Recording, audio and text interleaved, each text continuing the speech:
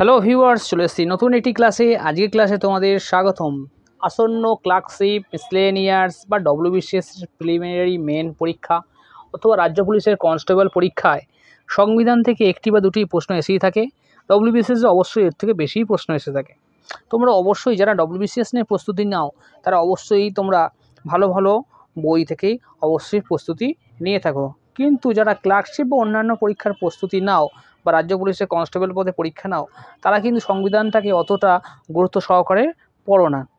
তো যাই হোক, আজকের আমার এই ক্লাসের বিষয় হলো সংবিধান, অর্থাৎ ভারতীয় সংবিধান। ভারতীয় সংবিধান রচনার ক্ষেত্রে গণপরিষদ গঠন থেকে আরম্ভ করে লিখিত হওয়া পর্যন্ত বিশেষ কিছু সাল বা তথ্যের উল্লেখ আমি আজকের এই ভিডিওতে করলাম। তোমরা ভিডিওটি প্রথম থেকে শেষ পর্যন্ত দেখো।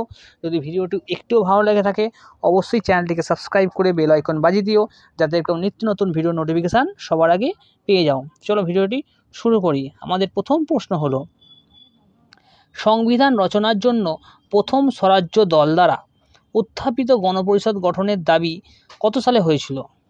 অর্থাৎ এখানে দুটি প্রশ্ন হলো, সংবিধান রচনার জন্য যে প্রথম গণপরিষদ গঠনের দাবি কত সালে করা হয়? এটা হয়েছিল 1935 সালে। এবং এটি কার দ্বারা হয়েছিল বা কাদের দ্বারা হয়েছিল? এটি স্বরাজ্য দল দ্বারা হয়েছিল। এবং প্রথম যিনি এই দাবি উত্থাপন করেছিলেন তার নাম কি? তার নাম হলো এম.এন. রয়, অর্থাৎ মানবেন্দ্রনাথ রায়। তিনি প্রথম সংবিধান গঠনের বা গণপরিষদ গঠনের দাবি করেছিলেন। সালটি ছিল 1935 সাল। চলে যাচ্ছে আমাদের পরবর্তী প্রশ্নে। ভারতে ক্যাবিনেট মিশনের আগমন হয় কত সালে? 1946 সালে।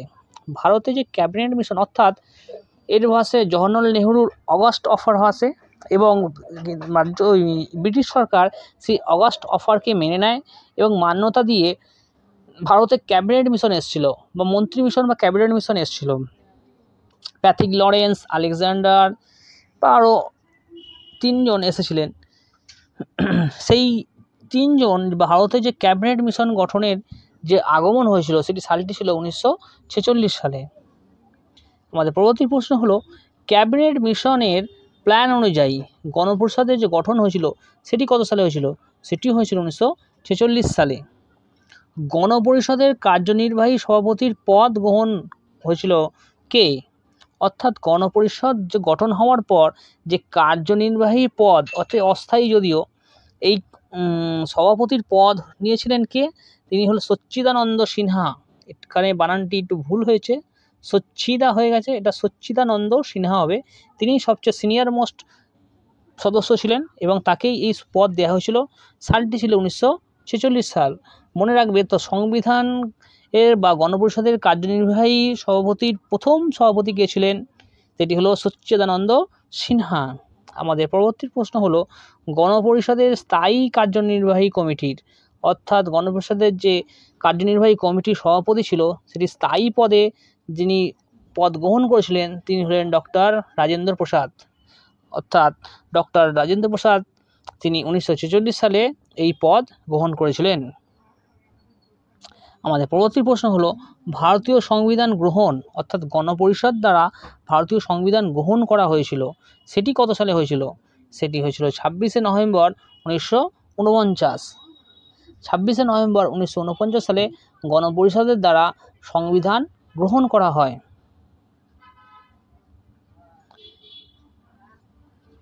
ভারতীয় সংবিধান কার্যকর করা হবে কত সাল থেকে? ভারতীয় সংবিধান যে 26শে নভেম্বর 1949 সালে গ্রহণ করা হয় সেদিন থেকেই কার্যকর করা হয়নি। এটি কার্যকর করা হয়েছিল 26শে জানুয়ারি 1950 সালে। অর্থাৎ 26শে জানুয়ারি 1950 সালে এই দিনটিতে সংবিধান কার্যকরী করার পিছনে একটি কাহিনী আছে বা একটি গল্প আছে। 1929 সালে রাভি নদীর তীরে যখন জওহরলাল নেহরুর নেতৃত্বে কংগ্রেস শপথ গ্রহণ করেছিল যে পূর্ণ স্বরাজের দাবির জন্য যে শপথ গ্রহণ হয়েছিল, সেই স্বরাজের যে দাবি উঠতে এসেছিল তাতে বলা হয়েছিল যে 1930 সালে 26শে জানুয়ারি প্রতি বছর তারা ভারতের স্বাধীনতা দিবস পালন করবে। অর্থাৎ সেই 26শে জানুয়ারি দিনটিকে তারা 1930 সাল থেকেই প্রতি বছর স্বাধীনতা দিবস হিসেবে মেনে এসেছে এবং সেই দিনটিকে স্মরণীয় করে রাখতেই ভারতীয় সংবিধান 26শে জানুয়ারি 1950 থেকে কার্যকর বা চালু হয়েছিল। আমাদের পরবর্তী প্রশ্ন হলো ভারতের সুপ্রিম কোর্ট গঠন বা স্থাপন হয় কত সালে? ভারতের সুপ্রিম কোর্ট গঠন বা স্থাপন হয়েছিল 1950 সাল থেকে। ভারতের প্রথম যোজনা কমিশনের গঠন হয় কত সালে? ভারতের প্রথম যোজনা কমিশনের গঠন হয়েছিল 1950 সালে। চলে যাচ্ছি আমাদের পরবর্তী প্রশ্নে। প্রথম সংবিধান সংশোধন, অর্থাৎ সংবিধান লিখিত হওয়ার পরেই প্রথম যে সংবিধান সংশোধন হয়েছিল সেটি হয়েছিল 1951 সালে। ভারতের প্রথম সাধারণ নির্বাচন, ভারতবর্ষের যে প্রথম সাধারণ নির্বাচন সেটি হয়েছিল কত সালে? সেটি হয়েছিল 1952 সালে। ভারতবর্ষের প্রথম রাজ্যসভার গঠন হয় কত সালে? ভারতবর্ষের প্রথম রাজ্যসভার গঠন হয়েছিল 1952 সালে। তো বন্ধুরা অবশ্যই ভিডিওটি প্রথম থেকে শেষ পর্যন্ত দেখো। এরকম বিভিন্ন গুরুত্বপূর্ণ সাল নিয়ে আজকের আমার এই ক্লাস। তোমরা এই ভিডিওটি প্রথম থেকে শেষ পর্যন্ত দেখলে অবশ্যই কিছু নতুন তথ্য অবশ্যই তোমরা দেখতে পাবে। আমাদের পরবর্তী প্রশ্ন হলো ভারতের ন্যাশনাল ডেভেলপমেন্ট কাউন্সিল, অর্থাৎ যে ন্যাশনাল ডেভেলপমেন্ট কাউন্সিল বা পরিষদ যারা ভারতের পরিকল্পনা কমিশনকে মান্যতা দিত, সেই ভারতের ন্যাশনাল ডেভেলপমেন্ট কাউন্সিল, যদিও আজকের দিনে এটির কোনো অস্তিত্ব নাই বা এগুলির কোনো অস্তিত্ব নাই, এটি শুরু হয়েছিল বা গঠন হয়েছিল কত সালে? এটা 1952 সালে গঠন হয়েছিল। ভাষার ভিত্তিতে গঠিত প্রথম ভারতীয় অঙ্গরাজ্য কোনটি? ভাষার ভিত্তিতে গঠিত ভারতের প্রথম অঙ্গরাজ্য হলো অন্ধ্রপ্রদেশ। এটি গঠন হয়েছিল 1953 সালে। অর্থাৎ আমরা এখান থেকে দুটি প্রশ্ন পেলাম। ভাষার ভিত্তিতে গঠিত ভারতের প্রথম রাজ্য হলো অন্ধ্রপ্রদেশ এবং এটি 1953 সালে এটি গঠিত হয়।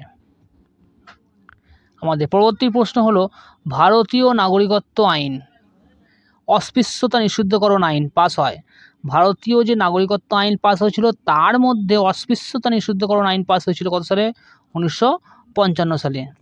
ভারতীয় রাজ্য পুনর্গঠন আইন পাস হয় কত সালে? ভারতীয় যে রাজ্যগুলির পুনর্গঠন হচ্ছিল তার আইন পাস হয়েছিল লিখিতভাবে 1956 সালে। চলে আসছে আমাদের পরবর্তী প্রশ্নে। কাশ্মীরের জন্য পৃথক সংবিধান, আমরা প্রত্যেকেই জানি যে কাশ্মীর ভারতের অঙ্গরাজ্য প্রথমে ছিল না। কাশ্মীর কেন, ভারতের অনেক রাজ্যই ভারতের অঙ্গরাজ্য ছিল না, কিন্তু সর্দার বল্লভভাই প্যাটেল এবং আরও অন্যান্য প্রভিন্সিয়াল স্টেটগুলি এবং সর্দার বল্লভভাই প্যাটেল তথা আরও অন্যান্য নেতৃবৃন্দের সহযোগিতায় বিভিন্ন রাজ্য তথা প্রভিন্সিয়াল স্টেটগুলি ভারতবর্ষের সঙ্গে একত্রিত হয়ে আজকের এই বৃহৎ ভারতবর্ষ গঠিত হয়েছে। তার মধ্যে কাশ্মীর একটি অন্যতম স্টেট বা দেশ যেটি হচ্ছে ভারতের সঙ্গে যুক্ত হয়, বর্তমানে ভারতেরই একটি অঙ্গরাজ্য। আমরা প্রত্যেকেই জানি সেই কাশ্মীরকে ভারতবর্ষ অন্তর্ভুক্ত করার ক্ষেত্রে সর্দার বল্লভভাই প্যাটেল একটি বিশেষ ভূমিকা নিয়েছিলেন এবং কাশ্মীরের ক্ষেত্রে একটি পৃথক সংবিধান গঠনের দাবি করা তুলেছিল এবং সেই পৃথক সংবিধান গঠনের দাবিও মেনে নেওয়া হয়েছিল, যদিও সেই ধারাটি সংবিধানের 370 নম্বর ধারায় উল্লিখিত হয় যে বিশেষ একটি সংবিধান এবং বিশেষ কিছু সুবিধা। সেটি কবে হয়েছিল? সেটি হচ্ছে 26 জানুয়ারি 1957 সালে। অর্থাৎ কাশ্মীরের জন্য পৃথক সংবিধান কার্যকরী হয়েছিল কত সাল থেকে? 26 জানুয়ারি 1957 সাল থেকে। আমাদের পরবর্তী প্রশ্ন হলো পঞ্চায়েতের রাজের সূচনা। আমরা জানি পঞ্চায়েত যে রাজ শুরু হয়েছিল সেটি কোন জেলায় হয়েছিল? প্রথম হয়েছিল ভারতবর্ষে রাজস্থানের নাগর জেলায়। অর্থাৎ রাজস্থানের নাগর জেলায় 1959 সাল থেকে ভারতের পঞ্চায়েতি রাজের সূচনা হয়েছিল। আমাদের পরবর্তী প্রশ্ন হলো অফিসিয়াল ল্যাঙ্গুয়েজ অ্যাক্ট, অর্থাৎ অফিসিয়াল ল্যাঙ্গুয়েজ অ্যাক্ট। আমরা জানি ভারতবর্ষের বিভিন্ন ভাষাভাষী দেশ এবং ভাষা উপভাষা মিলিয়ে প্রায় 225 থেকে আরও বেশি কিছু ভাষা ভারতবর্ষে আছে এবং সংবিধানে 12টি ভাষা বা 22টি ভাষাকে সম্ভবত, আর কি আমি ভুল না হলে সম্ভবত, এক মুহূর্তে মনে পড়ছে না এক্সাক্ট ফিগারটি, সম্ভবত 22টি ভাষাকে মান্যতা দেওয়া হয়েছিল, এটি ভুলও হতে পারে, তোমরা অবশ্য দেখে নেবে। যাই হোক, অফিসিয়াল ল্যাঙ্গুয়েজ অ্যাক্ট যেটি পাস হয়েছিল সেটি 1963 সালে। আমাদের পরবর্তী প্রশ্ন হলো 42তম সংবিধান সংশোধন, অর্থাৎ যাকে mini revision of Indian constitution বলা হয়। অর্থাৎ 42তম সংবিধান সংশোধনে ভারতের যে সংবিধান তার মধ্যে ব্যাপক পরিবর্তন আনা হয়েছিল এবং অনেক কিছুই পরিবর্তন হয়েছিল। সেটি হয়েছিল কত সালে? সেটি হয়েছিল 1976 সালে। এটি অবশ্যই মনে রাখতে হবে, অবশ্যই পরীক্ষায় বারবার ঘুরিয়ে ফিরিয়ে প্রশ্ন আসে যে 42তম সংবিধান সংশোধন কত সালে পাস হয়? 1976 সালে। আচ্ছা, 44তম সংবিধান সংশোধন। যে সংবিধান সংশোধনে সম্পত্তির অধিকারকে মৌলিক অধিকার থেকে বাদ দিয়ে দেওয়া হয় এবং তাকে একটি সাধারণ আইনে বা আইনত অধিকারে পরিণত করা হয়, সেই সালটি ছিল 1978 সাল। চলে যাচ্ছে আমাদের পরবর্তী প্রশ্নে। সংশোধিত ভারতীয় নাগরিকত্ব আইন। সংশোধিত ভারতীয় নাগরিকত্ব আইন পাস হয় কত সালে? 1986 এবং 2003 সালে। অর্থাৎ যে 1955 সালে 1950 সালে যে নাগরিকত্ব আইন হয়েছিল সেটি 1986 সালে এবং পরবর্তীতে 2003 সালে পাস হয়। আমাদের পরবর্তী প্রশ্ন হলো 61তম সংবিধান সংশোধন। একটি গুরুত্বপূর্ণ সংবিধান সংশোধন। 61তম সংবিধান সংশোধন কত সালে হয়েছিল? এটি সালটি হবে 1989 সালে। এই 61টি সংবিধান সংশোধন এটি গুরুত্বপূর্ণ কেন? কারণ আগেকার ভোট দেওয়ার যে ন্যূনতম বয়স 21 বছর ছিল, সেই 21 বছর থেকে কমিয়ে 18 বছর করা হয়েছিল। কোন সংবিধান সংশোধনে? এটি হবে 61তম সংবিধান সংশোধনে। সালটি ছিল 1989।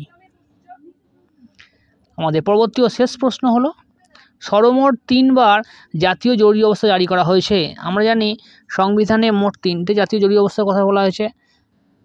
জাতীয় জরুরি অবস্থা, রাষ্ট্রপতি শাসন এবং আর্থিক জরুরি অবস্থা। এই সর্বমোট জাতীয় জরুরি অবস্থা 3 বার ঘোষণা করা হয়েছিল। তার মধ্যে সালটি ছিল 1962 সাল, 1971 সাল এবং 1975 সাল। অর্থাৎ সর্বমোট ভারতে 3 বার জাতীয় জরুরি অবস্থা জারি করা হয়েছিল, 62, 71 এবং 1975। তো বন্ধুরা, ভিডিওটি কেমন লাগলো অবশ্যই কমেন্টে জানিও, এবং যদি ভিডিওটি একটু ভালো লেগে থাকে এবং তোমাদের প্রস্তুতিকে আরও ভালো করতে হলে আমার এই চ্যানেলটিকে তোমাদের অবশ্যই সাবস্ক্রাইব করতে হবে। যদি সাবস্ক্রাইব করো, বেল আইকন বাজিয়ে দিও, পাশে থেকো। আমি কথা দিচ্ছি এরকম নিত্য নতুন ভিডিও নোটিফিকেশান তোমরা অবশ্যই পাবে। এতক্ষণ ধরে ভিডিওটি দেখার জন্য ধন্যবাদ।